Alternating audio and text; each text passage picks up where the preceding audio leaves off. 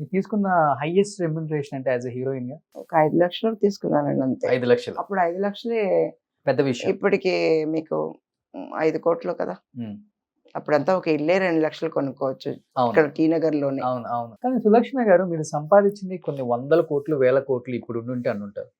చాలా వరకు మీరు కూడా ఆర్థికంగా పోగొట్టుకున్నారు అనే మాట లేదండి, వినిపిస్తూ నాకు ఉంటుంది. ఇస్ ఇట్ బాధ్యతలు రైట్?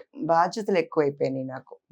నాకు డైవోర్స్ అయిన తర్వాత నా పిల్లలు మిగిలారు నాకు. వాళ్ళని పెంచాలి కదండి మరి. కూర్చొని తింటే కొండలైన తిరిగిపోతాయి. పని అందుకని చేయట్లేదు. వాళ్ళని పెంచడానికే నేను ఫుల్ గా వాళ్ళకే ఖర్చు పెట్టాను. ఉమ్, నా పిల్లలకి ద బెస్ట్ ఎడ్యుకేషన్. ఉమ్, మా పెద్ద బాబు ఏరోనాటికల్ మరైన్ చదివాడు, మరైన్ ఇంజనీరింగ్. దానికే చాలా ఖర్చు అయింది. ఓకే. ఆ తర్వాత వాడిని ఒక మనిషిని చేసి మళ్ళీ వాడికి ఏమేమి కావాలో అన్నీ చూసుకోవాలి కదండి. శ్యామ్ వచ్చి రెండో అబ్బాయి, వాడు ఏరోనాటికల్ చదివి ఎంబీఏ చేసి he's done computers also, is in London. Um, వీళ్ళతోనే నా లైఫ్ అనేది చాలా వరకు ఖర్చు వీళ్ళకే అయ్యింది. ఓకే నాకని నేను ఎప్పుడు ఖర్చు పెట్టుకోలేదు ఏమి. ఓకే. సో సులక్షణ గారు మీరు ఇండస్ట్రీలో చిన్నప్పటి నుంచి ఉన్నారు, చాలా మంది జీవితాలు చూశారు. మీరే అన్నారు ఫస్ట్ లో ఎలా ఉండాలో ఎలా ఉండకూడదు ఆ రెండు నేర్చుకున్నాను అందరి దగ్గర నుంచి. మగోడికి అట్రాక్ట్ అవ్వకూడదు నోను అనేది మీ లైఫ్ లో ఒక మంచి సిద్ధాంతం. ఇంకొకటి ఏంటంటే తొందరపడి పెళ్లి చేసుకొని నూతిలో పడకూడదు, మర్యాద పోగొట్టుకోకూడదు ఆల్రెడీ అనేది అనేది మీ ఫిలాసఫీ. అన్ని చూసిన తర్వాత మీరు లైఫ్ లో చేసిన మంచి ఏంటి అంటే మీకు మీరు చేసుకున్న మంచి ఏంటి? 18 సంవత్సరాలకే పెళ్లి కావటం, 23 సంవత్సరాలకే విడాకులు తీసుకోవటం, భర్త నుంచి దూరంగా వచ్చేయటం. ఎందుకు జరిగింది మీ లైఫ్ లో ఈ తప్పిదం అంటే ఏమని చెప్తారు? ఇప్పుడు ఇద్దరు పెళ్లి చేసుకున్నారు అనుకోండి, ఒకళ్ళు సిన్సియర్ గా ఉండాలి. I must be sincere to you, you must be sincere to me. Love మ్యారేజే కదా. లవ్ మ్యారేజే. లవ్ అప్పుడు అన్నీ చెప్తారు కదండి, అన్ని మంచి మాటలు చెప్తారు. కానీ వాళ్ళు అలా ఉండరు పెళ్ళయిన తర్వాత. పెళ్ళయిన తర్వాత వాళ్ళు అలాగే నెగిటివ్ గా మారిపోతారు. ఓకే. ఇంకప్పుడు మనకి గతి లేక సర్దుకుపోతాం అంతే. దానికి ఒక హద్దు ఉంది కదా. అది దాటినప్పుడు ఒకటి అక్కడుండి మనం కష్టాలు పడి పడి సూసైడ్ చేసుకోకుండా బయటకు వచ్చి ధైర్యంగా బతకొచ్చు కదా. అంటే ఎలాంటి తప్పిదం జరిగింది? మీ సైడ్ తప్ప, ఆయన సైడ్ తప్ప? నేను చెప్పకూడదండి అది. నేను ఆయన గురించి, ఆయన ఇంకా ఉన్నారు, ఆయన గురించి నేను చెప్పను, ఏమి చెడు చెప్పను. నా ఫేట్ బాలేదు, అలా జరిగింది. నేను ఆయన గురించి ఏం మాట తప్పుగా చెప్పను. I still love him, I still love him. ఉన్నారా ఆయన? పెళ్లి చేసుకున్నారా? చేసుకుంటారు. మీరు చేసుకున్నారా మళ్ళీ? లేదు, వద్దండి. ఎందుకు అనిపించింది అట్లా? చాలా యంగ్ లో ఉన్నారు, 23 సంవత్సరాలు. లేదండి, అప్పుడు చాలా ఆఫర్స్ వచ్చినాయి, పెళ్లి చేసుకోండి, నేను అమెరికా తీసుకెళ్ళిపోతాం, అక్కడ తీసుకెళ్ళిపోతాం, బాగా పెట్టుకుంటాం అని. పిల్లల్ని ఎవరు చూస్తారండి? పిల్లల్ని చూసుకోవాలి కదా. ఒకవేళ వాళ్ళు రేపు నా పిల్లల్ని చూసుకోకుండా వదిలేస్తారంటే కష్టమైపోతుంది. చంటి పిల్లల? చిన్న చిన్న పిల్లలే కదా.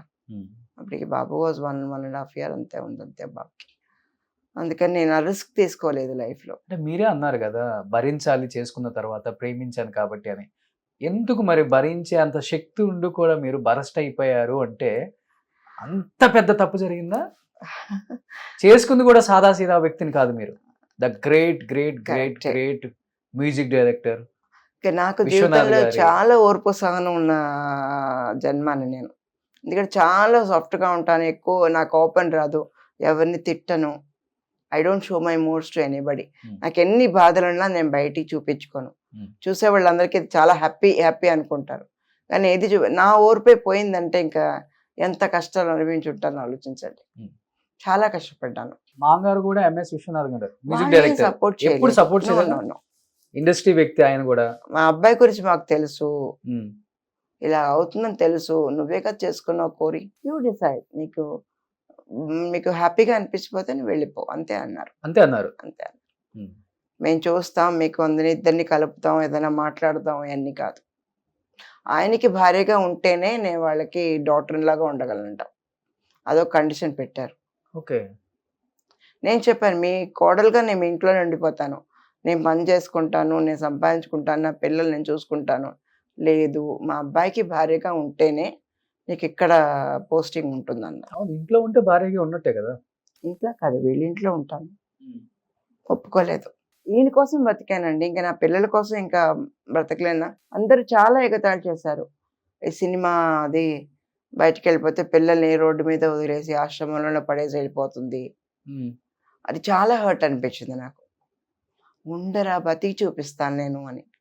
నా పిల్లలిద్దరిని బాగా చదివించాను. మా పెద్ద బాబు ఈ చెన్నైలో ఇల్లు కొన్నప్పుడు నేను అందరినీ పిలిచాను. మా మీ వారిని కూడా అత్తగారు పిలిచారా? అందరినీ పిలిపించాను. ఉమ్, పిలిపించి అందరికీ బట్టలు పెట్టించి, ఇది నా కొడుకు సంపాదించి సొంత డబ్బులతో ఇల్లు కొనుక్కున్నాడు, ప్రయోజకుడు అయ్యాడు. ఇంకా దీనికంటే నాకేం గెలుపుందండి లైఫ్లో. మీ మామగారిని కూడా పిలిచారా? ఎంఎస్ విశ్వనాథ్ గారిని. ఆ, మీ వారిని? వచ్చారు మా వారు, మా వారి భార్య అందరూ వచ్చారు. కానీ మీరు అన్నారు ఆయన షేడ్ పెళ్లి చేసుకున్న తర్వాతే కదా తెలిసింది అన్నారు కదా. అవునండి. మరి ఇప్పుడు చేసుకున్నాము జీవితాంతం కలిసి ఉంటుంది కదా, మరి ఎలా కుదిరింది అంటారు? అందుకే వాళ్ళకి మీది లవ్ మ్యారేజ్, వాళ్ళది అరేంజ్డ్ మ్యారేజ్. అరేంజ్డ్ మ్యారేజ్ అయినా ఆ. వాళ్ళకి ఆమెకి ఫ్యామిలీ బ్యాక్గ్రౌండ్ ఉంది. అమ్మ, నాన్న, అన్న అందరూ చాలా మంది ఉన్నారు కదా. ఇప్పుడు నన్ను చాచి లెంకాయ కొట్టిన అడిగే వాళ్ళు లేరండి. ఎవరు అడుగుతారు వచ్చి? ఆవిడని ఏమన్నా ఒక మాట అంటే వాళ్ళ అన్న ఫోన్ చేస్తాడు, ఏంటి నా చెల్లెళ్ళు అన్నావా ఇలాగని. ఫ్యామిలీ సపోర్ట్తో నేను చేసుకొని ఉంటే నాకు ఉండేవారేమో మనుషులు. ఉమ్. మీకంటూ నా అనే వాళ్ళు ఎవరు లేరు ఉహు, పెళ్లి లేరు. టయానికి? ఉహు, మిమ్మల్ని పెంచుకున్న అమ్మ గాని ఉహు, నాన్న గాని ఉహు, వాళ్ళు లేరా? ఉహు. మీ కన్న తల్లిదండ్రులు ఉన్నారు కదా, అప్పుడే పోయారు, పోయారు. వెళ్ళిపోయారు. సో సింగిల్, జీవితంలో సింగిల్ అయిపోయారు. అంత పెద్ద స్టార్ హీరోయిన్ గా ఎదిగి. సింగిల్ గా అయిపోయిన కనుక సింగిల్ గా హ్యాపీగా ఉన్నాను నేను యాక్చువల్ గా. భయం అనిపించలేదా? చిన్న పిల్లల్ని తీసుకొని బయటకు వచ్చేస్తున్నాము, ఫైనాన్షియల్ గా కూడా ఏం సపోర్ట్ చేయలేదు వాళ్ళు, ఏమి ఈ చేయలేదు. ఇంట్లో ఉంటేనే నాకు కోడలని మీ మామగారు చెప్పారు అంటున్నారు. అప్పుడు ఒక మీ ధైర్యం ఒక ఏంటి మరి? 4-5 ఏళ్ళు నేను పని లేదు, ఏమీ లేదు నాకు. ఉమ్, చాలా కష్టపడ్డాను పిల్లల్ని. అప్పుడే చిన్న చిన్న పిల్లలు స్కూల్కి తీసుకెళ్ళాలి, ఫీజు కట్టాలి కూడా కష్టపడేదాన్ని. అప్పుడు మళ్ళీ నాకు అమ్మ క్యారెక్టర్స్ చేయడం మొదలు పెట్టాను. ప్రశాంత్కి అమ్మగా వైగాసిపురం నచ్చిన సినిమా చేశాను. ఉమ్, అప్పటి నుంచి క్యారెక్టర్స్ చేయడం మొదలు పెట్టేశాను. అప్పుడు కొంచెం మళ్ళీ పికప్ అయ్యాను నేను. ఓకే. సో మళ్ళీ క్యారెక్టర్లు చేసుకుంటానే కుటుంబాన్ని నడిపారు. అవునండి. నాకు ఇంకే విధమైన ఆధారం లేదు. ఓకే. నేను ఏ ఆఫీస్లో పని చేయగలను, నాకు ఎవరు పని ఇస్తారు? ఒకళ్ళ ఇంటికి వెళ్ళి వంట పని చేయగలమా? తప్పు కదా, చేయలేం కదా, ప్రెస్టేజ్ కదండి. ఉమ్, మళ్ళీ సినిమాలు చేసి మళ్ళీ ఆ తర్వాత 2000లో సీరియల్స్ చేయడం మొదలు పెట్టాను. ఓకే. సీరియల్స్ కూడా బిజీగా చేశాను వర్క్. బట్ మీ వారు కానీ మీ మామగారు కానీ, అమ్మ పిల్లలతో నువ్వు ఇబ్బంది పడతావేమో, పిల్లల్ని ఒకళ్ళని మేము ఉంచుకుంటాం, అయ్యో, వాళ్ళకి ఏదైనా కావాలంటే మేము మా చేస్తాం. ఆయన పిల్లలు వద్దనేసారు కోర్టులోనే. పిల్లలు మట్టు నాకు వద్దు, నువ్వు తీసుకెళ్ళిపో. ఇంకా దానికి ఏమైనా ఫైట్ చేస్తారేమో అని చాలా బెంగపడ్డాను. ఒక వాడిని తీసుకుంటాను అంటే కష్టం అయిపోతుంది కదా. ఆయన ఎవరిని వద్దనేసారు. హ్యాపీ. డిసిషన్ మీదే విడాకులు, ఆ. లేకపోతే బలవంతం చేశారా? లేదండి, ఇచ్చేయాలని. ఉమ్, నన్నేం బలవంతం చేయలేదు. ఇంకా మా కోర్టులో మా జడ్జి గారు అన్నారు పిలిచి తనిగా, నువ్వు ఎక్కువ డబ్బులు అడగమ్మా, సెటిల్మెంట్ అడుగు, ఇస్తారు వాళ్ళు. కొంచెం స్తోమతున్న మనిషినే కదా, పెద్ద ఏమండి ఉన్నారు కదా, ఎంత పెద్ద అడుగు, మ్యూజిక్ డైరెక్టర్ అండి వాళ్ళ పిల్లలకి డాడీ. అడుగు, నువ్వు నీకు లైఫ్కి అడుగు చెప్పాను. జడ్జి గారు, నాకు 2 కాళ్ళు 2 చేతులు, I have got a nice brain and lot of will power. ఇది ఉన్నప్పుడు నాకు ఎందుకండి వాళ్ళ సెటిల్మెంట్లు కావాలి? వద్దండి, ఒక్క పైసా వాళ్ళ దగ్గర నేను పుచ్చుకోను. కట్టుబట్టలతో వచ్చేసారు. కట్టుబట్టలు నా పిల్లలు, నా ప్రాణం చాలు కదా. ఇంకా రెంట్ ఇంటికి వెళ్ళినా కూడా రెంట్ కూడా ఇచ్చేవారు కాదు నాకు. Your single lady with children మేము ఇవ్వనేవారు. అంత పెద్ద హీరోయిన్ ఒకనే చెప్పేస్తారు. అయినా మా ఓనర్, ఫస్ట్ ఓనర్ నాకు ఇల్లు ఇచ్చినప్పుడు ఆయన ఫస్ట్ ఇవ్వననేసాడు. ఆ తర్వాత మళ్ళీ వెళ్ళాను, నాకు ఇవ్వండి చాలా కష్టంగా ఉంది, ఎక్కడ ఉండాలో తెలియటం లేదని. అప్పుడు నువ్వు ఉండమ్మా అని చెప్పి మా ఆయన ఫోన్ చేశాడు.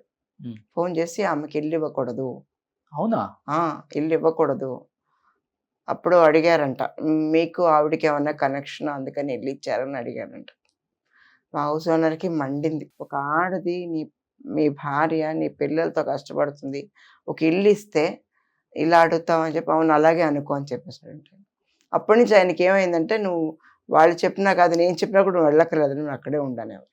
7 years అక్కడే ఉన్నాను నేను. ఇట్లా నన్ను కొనుక్కోమని చెప్పాడు. వెళ్ళి మీరే కొనేసుకోండి డబ్బులు ఇచ్చి అంటే, వద్దులేండి చెప్పి 7 years ఉన్నాను. నాకు బయట వాళ్ళు హెల్ప్ చేసినంత మా వాళ్ళు ఎవరు చేయలేదు. కానీ ఏ భర్త అయినా కానీ సరే విడాకులు తీసుకొని వెళ్ళిపోయింది, పిల్లలతో పాటు ఏదో కష్టపడుతుంది, చేతనైతే మనం హెల్ప్ చేద్దాం, లేకపోతే లేదు. అంతేగాని ఒక హస్బెండ్ ఇది బయటికి విడాకులు వెళ్ళిపోతే బయటికి పోయిన నిన్ను తర్వాత కూడా బతకనివ్వను, నువ్వు ఎక్కడా బతకలేవు, నేను చేస్తాను అలాగా. ఇప్పుడు లేదులేండి, ఆ టైంలో అంత ఉండేది నా మీద. ఎందుకు అంత కోపం మీ మీద? కాదని వచ్చేసాను కదా అందుకని. మళ్ళీ బతుకుతున్నాను కదా. కొట్టేవాళ్ళు బాగా అప్పుడు? ఆ. కట్టరు మాటలతో చంపేవాళ్ళు? మాటలు చెప్పేవారు, అన్నీ చెప్తారు, ఆయనకి అంతా అనుమానమే నా మీద. బట్ 23 సంవత్సరాలు, ఇద్దరు చంటి పిల్లలు, పెద్ద హీరోయిన్, బయటకు వచ్చిన తర్వాత ఎంతో మందితో యాక్ట్ చేశారు కదా, పెద్ద పెద్ద హీరోస్తో. చేశాను. ఎవరైనా కానీ సులక్షణ నీకు ఏది కావాలన్నా కానీ ఒక్క ఫోన్ కాల్ మేము చూసుకుంటాం, ఫైనాన్షియల్ గా కావచ్చు లేకపోతే ఏదైనా సపోర్ట్ కావచ్చు. ప్రభు గారు అన్నారు ఆ టైంలో, నేను చిన్న తమ్మి ఒక సినిమా చంటి ఉంది కదా, అవును, అవును, తమిళ్ అవును. వర్షన్ చేశాను. అప్పుడు అడిగేవారు, నువ్వు ఇప్పుడే డైవర్స్ అయ్యింది కదా నీకు ఏ కష్టం వచ్చినా నువ్వు చెప్పు, నేను చూసుకో. మంచి ఆయన, ఏ కష్టం వచ్చినా చెప్పు, నేను నీకు సినిమాలు చెప్తాను, హెల్ప్ చేస్తాను అనేవారు. చెప్పాను, మీరు మా ఆయన క్లోజ్ ఫ్రెండ్, నాకు ఆ పరిస్థితి రాదు, మీరు చెప్పినందుకే చాలా హ్యాపీ.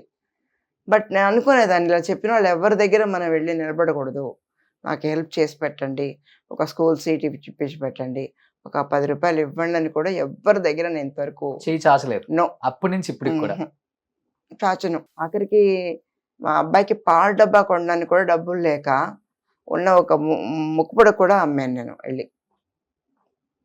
అమ్మేసి ఆ డబ్బులతో ఫుల్గా ఒక 6 నెలలకు కావాల్సిన పాల డబ్బాలు, ఇంటి సరుకులు అన్ని కొని పెట్టేదాన్ని. వాళ్ళ దగ్గర పిల్లోడు చిన్నోడు.